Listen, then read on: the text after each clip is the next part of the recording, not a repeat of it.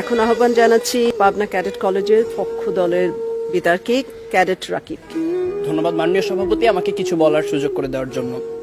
আমার দলের প্রথম বক্তা যখন অবহেলাকে সংজ্ঞায়িত করে গেলেন, তখন প্রতিপক্ষের প্রথম বক্তা বিতর্কের এই মঞ্চে উপস্থিত ছিলেন ঠিকই, কিন্তু মন হয়তো ছিল অন্য কোথাও।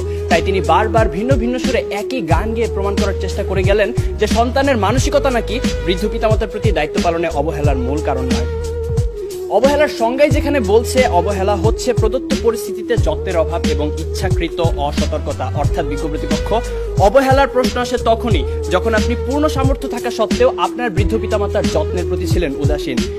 যে ছেলেটি শুধুমাত্র টাকার অভাবে বৃদ্ধ মায়ের চিকিৎসা করাতে পারছে না, সে কিন্তু আজকের বিতর্কের বাইরের বিষয় বিজ্ঞ প্রতিপক্ষ, কারণ সে চেষ্টা করেও পরিস্থিতির শিকার। তার মানসিকতার কোনো দোষ নেই, অবহেলার তো কোনো প্রশ্নই আসে না।